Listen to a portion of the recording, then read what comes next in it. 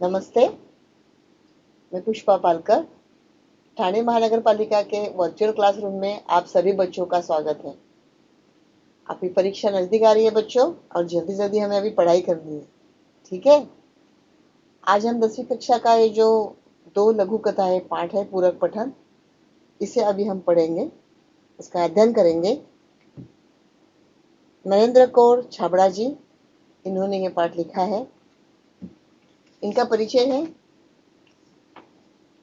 नरेंद्र कौर छाबड़ा जानी मानी कथाकार हैं। कहानियों के साथ साथ अपने बहुत सी लघु कथाएं भी लिखी हैं। आपकी लघु कथाएं विभिन्न पत्र पत्रिकाओं में नियमित रूप से स्थान पाती रही है। आपकी प्रमुख कृतियां हैं मेरी चुनिंदा लघु कथाएं आदि।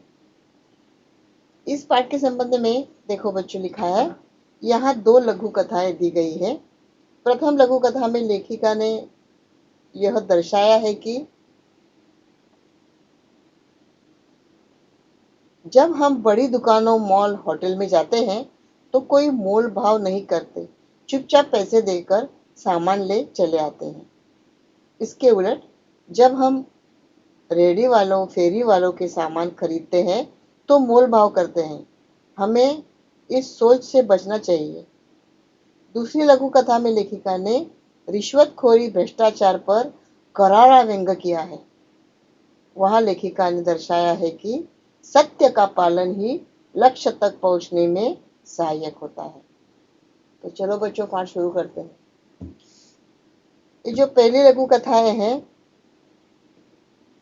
इसमें आप और हम, शायद मैं भी, बहुत से लोग, देखो जब कोई भाजी वाला होता है, कांदा पटाटे वाला होता है, क्या बोलते हैं उसको, ढेले वाले होते हैं, तो वो जो बैठते हैं तो हम लोग क्या करते हैं, दो ना भाई, 30 रुपए किलो से क्यों, 20 रुपए से दो ना, 25 रुपए से दो ना।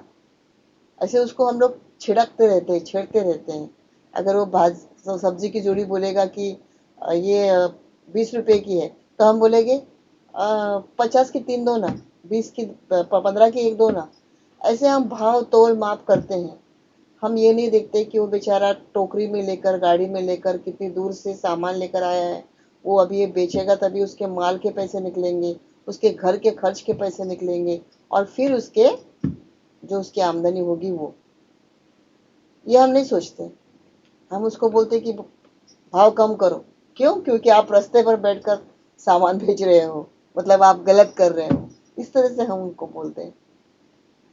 दूसरी बात यह है कि जब हम दुकान से कोई चीज खरीदते तो हम वहां पर नहीं बोलते कि अरे ये बिस्कुट है, ये कौन सा है, बॉनबॉन है या पार्ले जी है, जो भी कोई बिस्कुट है। हम नहीं बोलते कि बाबा इसकी प्राइस कितनी है। हाँ, 50 रुपया। तो फटाक से 50 रुपया निकाल के हम लोग दे देते हैं। अगर कोई कोई भी चीज हो, हम उसके पैसे दे देते दुकानदारों को। हम नहीं बोलते कि इसके 5 रुपए कम करो, 2 रुपए कम करो, नहीं करते। हाँ, मेडिकल स्टोर में ये जो बात अलग है कि डॉक्टरों को 25% ये मिलता है डिस्काउंट, और मरीजों को 5% डिस्काउंट मिलता है। वो भी जिनको मालूम है उनको मिलता है, जिन बेचारों को नहीं मालूम है उनको कुछ नहीं मिलता है। तो इस तरह से हम हर जगह पर बार्गेनिंग करते हैं।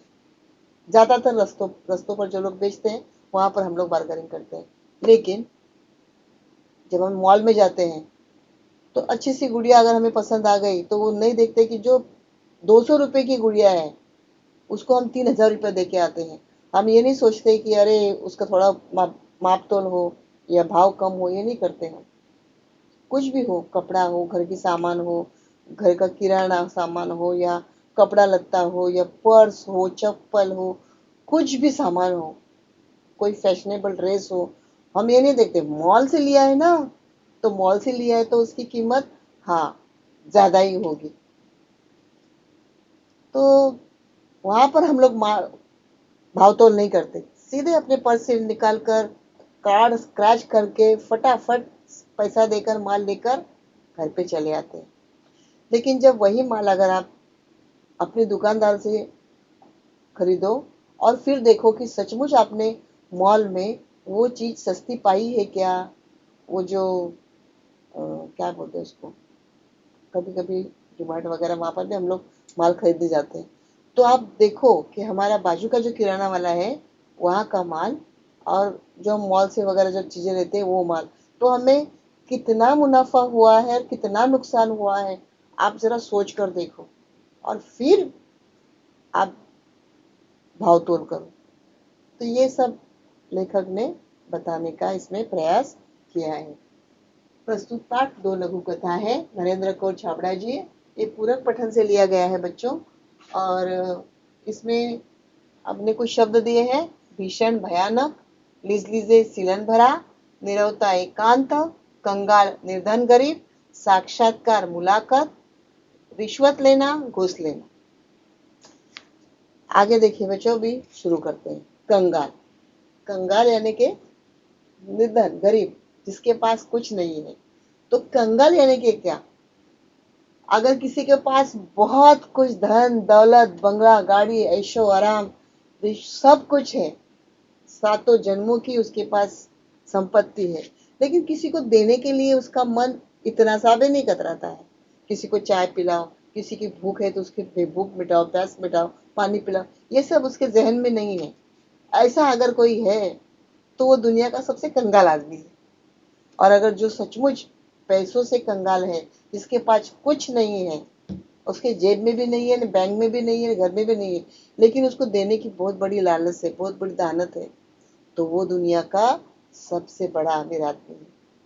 कोई कोई लोग ऐसा होते हैं कि उनके पास बहुत कम पैसा होता है, लेकिन अगर सामने वाले की जरूरत देखकर वो बोलते हैं कि हाँ कोई बात नहीं, मैं आपको देता हूँ, आप ले लो, आपका काम हो जाएगा।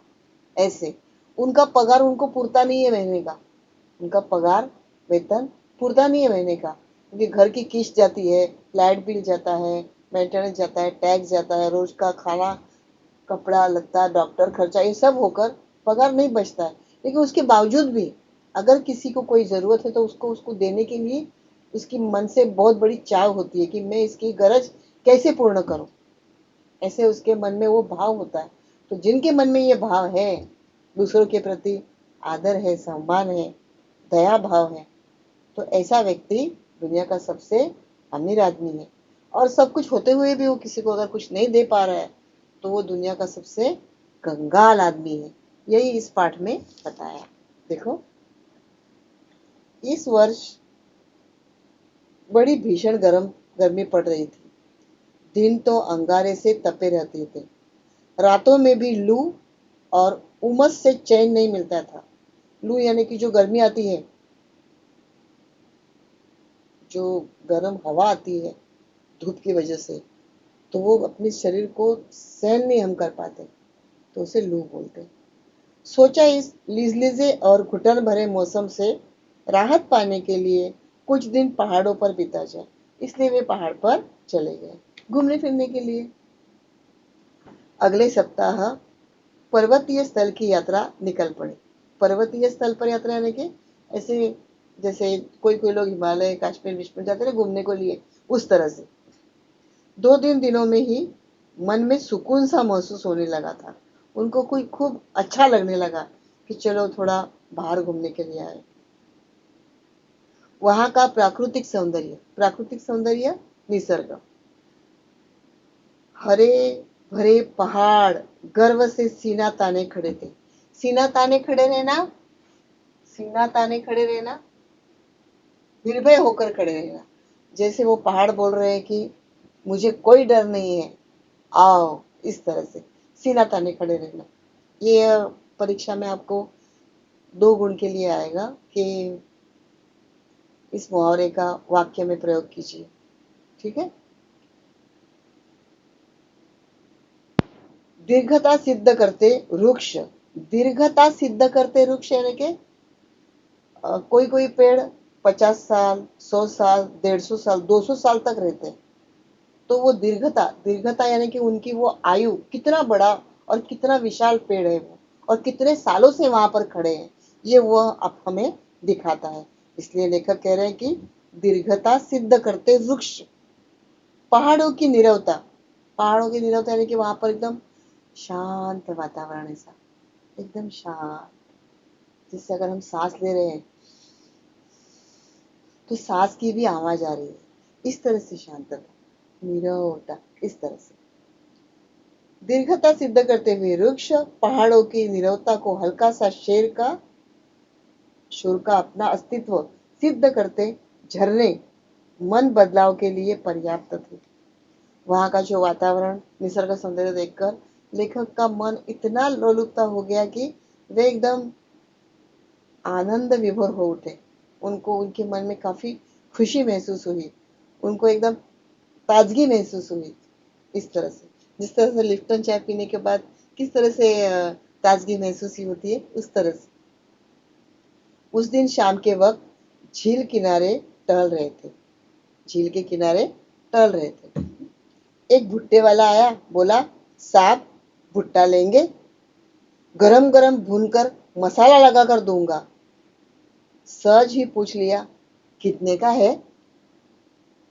5 रुपए का। क्या? 5 रुपए में एक भुट्टा? हमारे शहर में तो 2 रुपए का एक मिलता है, तुम 3 ले लो। नहीं साहब, 5 से कम में तो नहीं मिलेगा। तो रहने दो। हम आगे बढ़ गए। एकाएक पैर ठिठक गए।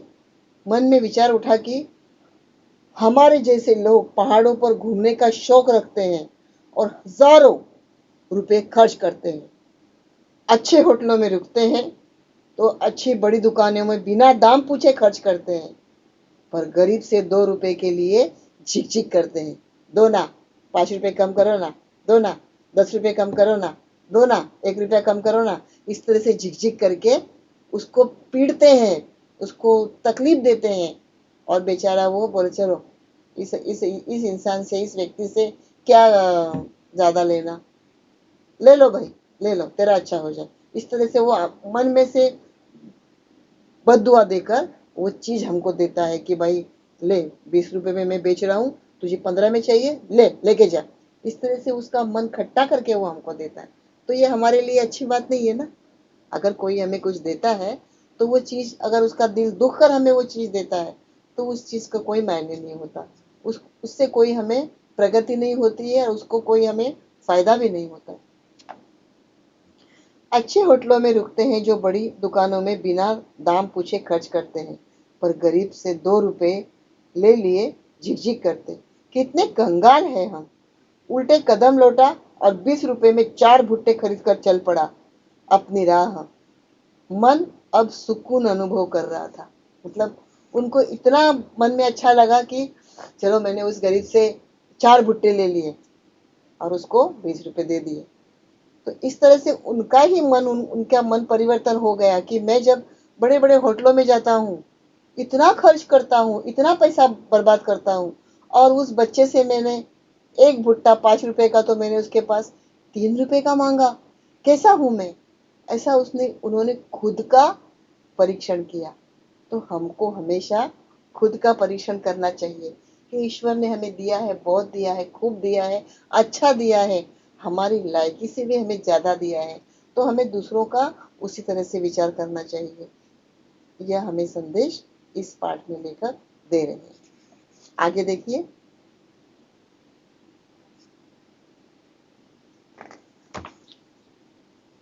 55 निकालिए। आगे देखिए बच्चों।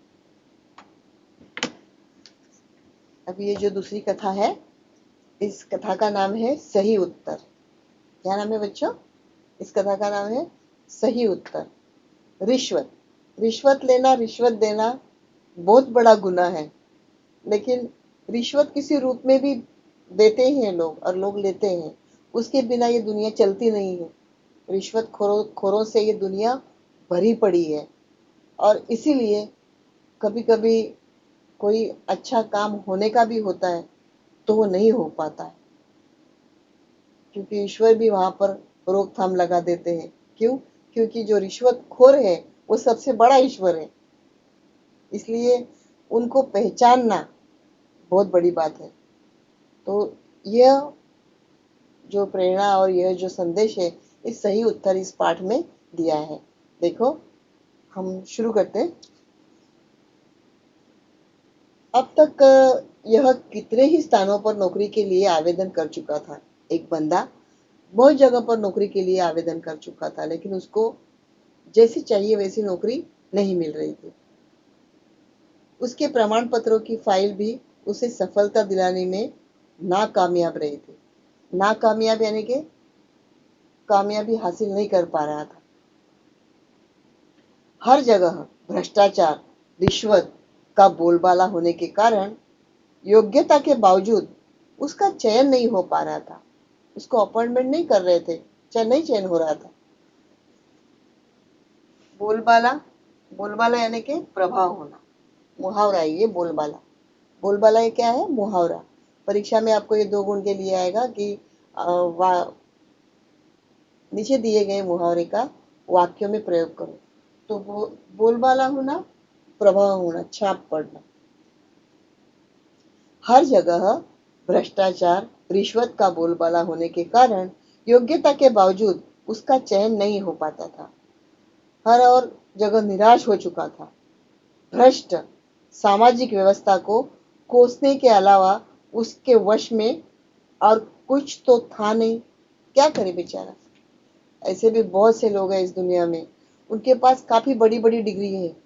कोई इंजीनियर है, कोई वकील है, कोई जैसे हर एक क्षेत्र में उन्होंने अच्छी अच्छी पढ़ाई की है, लेकिन जैसे उनको जॉब चाहिए वैसे नहीं मिल रही है।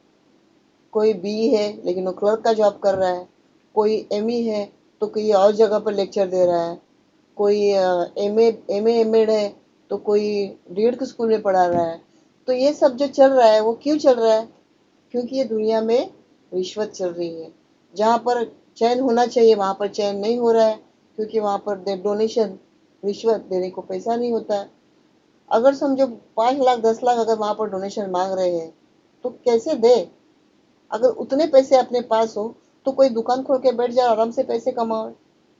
सोचने वाले ये भी सोचते हैं कि कैसे देंगे इतने पैसे, लेकिन ये सब चल रहा है और इसको रोकथाम करने वाला कोई नहीं है। तो लेखक बोल रहे हैं कि ये जो रिश्वत की दुनिया है, इस रिश्वत की दुनिया में जो सच्चा है और सच्चाई के राह पर चल रहा है उसको काफी तकलीफ होती है अपना जीवन जीने के लिए। आज फिर उसे साक्षात्कार के लिए जाना है। साक्षात्कार यानी कि मुलाकात, जहाँ पे उसका इंटरव्यू होगा वहां पर उसको जाना है। अब तक देश प्रेम, नैतिकता, शिष्टाचार, ईमानदारी पर अपने तर्कपूर्ण विचार बड़े विश्वास से रखता आया था, लेकिन इसके बावजूद उसके हिस्से में सिर्फ असफलता ही आई थी। कैसा था वो इंसान? एकदम सच्चाई वाला, प्रेरणादायी। कैसा था? देश प्रेम करने वाला, नैतिकता थी उसके आचरण में, शिष्टाचार था उसके आचरण में, ईमानदारी थी उसके आचरण में। लेकिन क्या, अब क्या? तो क्या बोलता है? ये सब होने के बावजूद उसके हिस्से में क्या आई थी? असफलता। यानी कि वो जिसको उसको जैसे नौकरी चाहिए थी वैसे उसको नौकरी नहीं मिल रही थी। और ऐसे बहुत से लोग हैं कि जो निराशावश अपनी जान दे देते हैं, आत्महत्या करते हैं। उन शायद उनका नसीब कि उनको बताने वाला या उनको प्रेरणा देने वाला या उनको कोई रास्ता दिखाने वाला नहीं मिला, नहीं मिलता। ये उनका नसीब। साक्षात्कार के लिए उपस्थित प्रतिनिधि मंडल में से एक अधिकारी ने पूछा, उनके इंटरव्यू जब शुरू हुआ तब उनको पूछा, भ्रष्टाचार के बारे में आपकी क्या राय है? क्या पूछा? भ्रष्टाचार के बारे में आपकी क्या राय है? अभी सोचो, जो इंसान अपनी योग्यता होने के बावजूद हर जगह अपनी सब फाइल लेकर घूम रहा है नौकरी के लिए, और जब वो एक जगह पर जाता है, इंटरव्यू के लिए बैठता है, तो वहां पर उसको पहला प्रश्न क्या पूछा जाता है कि भ्रष्टाचार के बारे में आपके क्या विचार है? उनकी भाषा भी तो कैसी होती है भ्रष्टाचार के बारे में। पूछते हैं ऐसा, लेन देन के बारे में आपका कोई विश्वास है क्या? ऐसा पूछते हैं। अभी क्या बोले और क्या कहें? इतना बड़ा पगार पाते हैं, इतनी उनकी आमदनी होती है, फिर भी ऐसा प्रश्न पूछते हैं कि लेन देन के बारे में आपका कोई विचार है? तो ये जो ऐसे लोग हैं भरे पड़े इस दुनिया में, ये दूसरों का अच्छा कैसे करेंगे? कैसा होगा अच्छा? लेकिन अगर उस बात में सत्यता है, प्रमाणशीलता है, प्रमाणबद्धता है, सच्चाई है, तो आप वो काम कर दो ना उनका। क्यों आप उनको रोक के खड़े हुए हो? भ्रष्टाचार के बारे में आपकी क्या राय है? वो बोलता है, भ्रष्टाचार एक ऐसा कीड़ा है जो देश को धुन की तरह खा रहा है। क्या बोले वो? भ्रष्टाचार एक ऐसा कीड़ा है जो देश को धुन की तरह खा रहा है। इसमें सारी सामाजिक व्यवस्था को चिंताजनक स्थिति में पहुंचा दिया गया है। सच कहा जाए तो यह देश के लिए कलंक है। सच कहा जाए तो ये देश के लिए क्या है? एक कलंक है, बदनुमा दाग है। इस तरह कलंक, बदनुमा दाग। अधिकारियों के चेहरे पर हल्की सी मुस्कान और उत्सुकता छा गई। अधिकारी जो उनके इंटरव्यू लेने के लिए जो बैठे थे, साक्षात्कार करने के लिए, मुलाकात लेने के लिए जो बैठे थे, उनके चेहरे पर मुस्कान छा गई। उसके तर्क में उन्हें रुचि महसूस होने लगी। दूसरे अधिकारी ने प्रश्न किया, रिश्वत को आप क्या मानते हैं? देखो, दोनों प्रश्न सेम है ना? पहला प्रश्न क्या था? भ्रष्टाचार के बारे में आपकी क्या राय है? और दूसरा प्रश्न, रिश्वत को आप क्या मानते हैं? क्या जवाब देगा बेचारा? देखो क्या जवाब देता है। यह भ्रष्टाचार की बहन है। क्या बोले वो? यह भ्रष्टाचार की बहन है। यानी कि रिश्वत ये उसका भाई है और भ्रष्टाचार उसकी बहन है। भ्रष्टाचार भाई है और रिश्वत उसकी बहन है। विशेष अवसरों पर हम अपने प्रियजनों, परिचितों, मित्रों को उपहार देते हैं। इसका स्वरूप भी कुछ कुछ कुछ वैसा ही है, लेकिन उपहार देकर हम केवल खुशियों या कर्तव्यों का आदान प्रदान करते हैं। इसके अधिक कुछ नहीं, बल्कि रिश्वत देने से रुके हुए कार्य, दबी हुई फाइलें, टलती हुई पदोन्नति, रोकी गई नौकरी आदि में इसके कारण सफलता हासिल की जा सकती है। कभी कभी ऐसा होता है ना कि आपकी योग्यता है, आपकी मान्यता है, आप उसके लिए लायक है, और फिर भी आपकी पदोन्नति टालते हैं लोग। क्यों? क्योंकि जो आपका पिछला है उसको आगे लाना है, क्योंकि वो आपके दोस्त है, क्योंकि वो आपके कलीग है, क्योंकि वो आपके गांव वाले हैं, क्योंकि वो आपके रिश्तेदार हैं। तो ऐसे लोगों को आपको आगे लाने के लिए आप ऐसे लोगों को पीछे रख देते हैं। तो वहां पर रिश्वतखोरी भी नहीं चलती। क्या करेंगे आप? क्या करेंगे आप? कुछ नहीं कर पाते ऐसे वक्त। ईश्वर ईश्वर की आराधना के सिवाय आप कुछ नहीं कर पाते। ऐसे लोग हैं इस दुनिया में कि जो दूसरों की पदोन्नति को आगे नहीं बढ़ने देते, दूसरों की बढ़ोतरी को आगे नहीं बढ़ने देते, खींच के रखते हैं, अटकाव लगा देते हैं। और ऐसा अटकाव लगा देते हैं कि वो निकालते निकालते निकालते नाको दम आ जाता है। तो ऐसे लोग हैं इस दुनिया में। इसलिए लेखक कहता है कि दुनिया रिश्वत से भरी पड़ी है, और रिश्वत, भ्रष्टाचार ये उसका भाई है और रिश्वत ये उसकी बहन है। क्योंकि जब उसको इंटरव्यू में जो दो प्रश्न पूछे गए, तो पहला पूछा कि भ्रष्टाचार को आप क्या मानते हैं, और दूसरा प्रश्न पूछा गया कि रिश्वत के बारे में आपका क्या ख्याल है। देखो बच्चों, दुनिया में ये सब चलता है, लेकिन आप सच्चाई पर हमेशा चलते रहना, क्योंकि सच्चाई पे जो हमेशा चलता है उसका आखिर में विजय ही होता है। और जो रिश्वतखोरी की जिंदगी जीते हैं, बाद में उनको बुढ़ापे में बहुत तकलीफ होती है। इतनी तकलीफ होती है कि वो ईश्वर के पास परम मरण यात्रा मांगते हैं, नहीं मिलती है। उनके बच्चों को तकलीफ होती है, वो देखते हैं अपने आंखों से कि यार ये मेरे बच्चों को ऐसा क्यों हुआ, मेरे जिगर का टुकड़ा, मेरे शरीर का टुकड़ा, इसको इतनी तकलीफ क्यों हो रही है। वो देखते हैं क्यों हो रही है, और फिर वो सोचते हैं कि हाँ, शायद मैंने कुछ गलत किया है। और गलतियों की सजा कभी माफ नहीं होती। नियति होती है ना, नियति, वो कभी माफ नहीं करती। वो आपको उस दर पर लाकर पटकती है कि ले कि तूने किया है, भोग भुगत, और उसको भुगतना ही पड़ता है। इसलिए लेखक कहते हैं कि इतना वो दर्द महसूस कर रहा है कि उसको नौकरी नहीं मिली, और जब वो इंटरव्यू के लिए गया तो उसको वही प्रश्न पूछे गए, वो बेचारा क्या जवाब देगा, फिर भी वो दिल में इतनी भड़ास निकाल कर जवाब देता है। देखो, यह भ्रष्टाचार की बहन है। जैसे विशेष अवसरों पर हम अपने प्रियजनों, परिचितों, मित्रों को उपहार देते हैं, इसका स्वरूप भी कुछ कुछ वैसा ही है। लेकिन उपहार देकर हम केवल खुशियों या कर्तव्यों का आदान प्रदान करते हैं, इससे अधिक कुछ नहीं। जबकि रिश्वत देने के रुके हुए कार्य, दबी हुई फाइलें, टलती हुई पदोन्नति, रोकी गई नौकरी आदि में इसके कारण सफलता हासिल की जा सकती है, तब भी यह समाज के माथे पर कलंक है। इसका समर्थन कतई नहीं किया जा सकता। ऐसी मेरी धारणा है, ऐसे मेरे विचार हैं। कहकर वह तेजी से बाहर निकल आया। जानता था कि वहां भी चैन नहीं होगा। वो ये सब गुस्से से भड़ास निकाल कर आया कि ये सब लोग आप जो कर रहे हो, ये सब तुम्हारी एक चापलूसी है, एक आपकी मोनोपोली है कि आपको हमको जॉब पर नहीं लेना है, हमको आपको पदोन्नति नहीं देनी है, आपको किसी और को देना है। इसलिए आप सब ये कांड रचते हो, कांड करते हो। और आप क्या करते हो? रुकी हुई फाइलें, टलती हुई पदोन्नति और रोकी गई हुई नौकरी को आप रोक देते हो।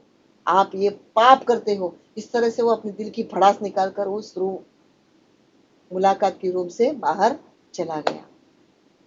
जानता था मन में कि यहाँ पर अपना कुछ नहीं होगा, यहाँ पर मुझे नौकरी नहीं मिलेगी, ये सोचकर वो बाहर चला जाता है।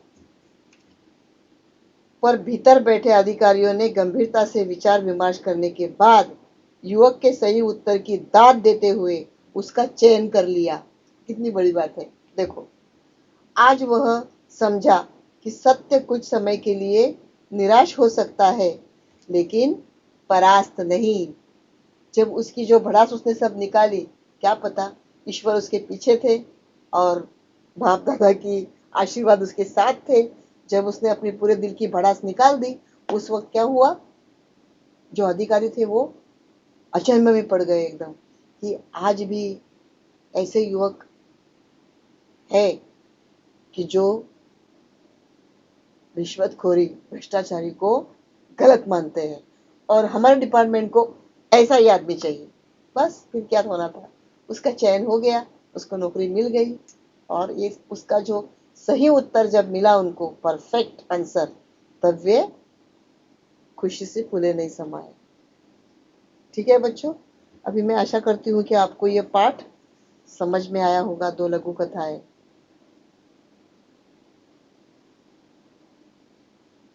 अभी क्या कीजिए आप, मैं आपको प्रश्न बताती हूँ, उस प्रश्न का आप अपनी कॉपी में खुद ने उत्तर लिखना है, खुद सोच कर लिखना है कि मैंने अभी जितना ये पढ़ा है आपको, 2 लघु कथा है, जिस तरह से मैंने आपसे अभी पढ़ाते पढ़ाते बातें की हैं, तो आपको क्या समझ में आया है। तो यह आप अपने शब्दों में लिखिए, अपने खुद के शब्दों में। जैसे देखिए, मान लीजिए आप पहाड़ों पर रहने वाले लोगों की जीवन शैली जानकारी प्राप्त करके अपनी जीवन शैली से तुलना कीजिए। मतलब आपका मत लिखिए, स्वमत लिखिए। पहाड़ों पर रहने वाले लोग और हम शहर में रहने वाले लोग, तो जब हम वहां जाते हैं तो वहां का माहौल, वहां का प्राकृतिक रचना, वहां का हवामान, वहां का प्रवास वर्णन, क्या बोलते हैं, रास्ता, गाड़ी का, वाहन, और हमारे यहाँ का, तो वहाँ के लोग, यहाँ के लोग, वहाँ के लोगों की वेशभूषा, यहाँ के लोगों की वेशभूषा, वहाँ के लोगों का खान पान, यहाँ के लोगों का खान पान, थोड़ा जरा उसका विचार करके, आंखों से देखकर, दिमाग से सोचकर, क्योंकि अपनी आंखें क्या है, एक्सरे मशीन है, और हमारा ये दिमाग क्या है, कंप्यूटर है। आप आपकी आंखों के जरिए उसको क्लिक कीजिए और अपना स्वमत लिखिए। क्या आपको क्या लगता है, जब आप पहाड़ों पर घूमने जाते हैं तो पहाड़ों के लोगों की जीवन शैली और अपनी जीवन शैली का तुलना कीजिए और आप 10 लाइनें लिखिए। ठीक है। दूसरा देखिए, शहर और महानगर की मानसिकता, स्वमत लिखिए। शहर में रहने वाले लोग और महानगरों में रहने वाले लोग। ऐसा भी लिख सकते हो, शहर में रहने वाले लोग, गांव में रहने वाले लोग, ऐसे लोगों की मानसिकता। ऐसा आप आपका खुद का स्वमत लिखिए। क्या आपको क्या लगता है? ठीक है, आगे देखिए। इसमें शब्दार्थ दिए गए हैं और इसमें कुछ प्रश्न हैं। तो ये प्रश्न आपको परीक्षा में 2-2 गुण के लिए आएंगे। हाँ, पहला देखो, पहला क्या है? गर्मी की विशेषताएं, इसमें आपको भरनी है। मौसम ऐसा था, इसमें आपको भरना है मौसम कैसा था। लेखक के मन परिवर्तन के कारण, ये आपको 4 कारण लिखने हैं। और लोग रिश्वत देकर लाभ उठाते हैं, इसमें आपको किस तरह से लाभ उठाते हैं वो आपको लिखना है। ये जो 2-2 मार्क के प्रश्न है, इसमें से आपको परीक्षा में 2 गुण के लिए आएगा, तो ये आपको पूर्ण करना है। ठीक है बच्चों, आशा करती हूँ आपको ये पाठ, दोनों पाठ आपको लघु कथाएं समझ में आई है। और आगे आप घर जाकर इस पाठ को अच्छे से पढ़िए। पढ़ने के बाद आप एक बार भी पढ़ोगे तो भी आपको ये अच्छे से समझ में आ जाएगा, क्योंकि ये हमारे सामाजिक तौर पर आम जीवन की रचनाएं लिखी हुई हैं।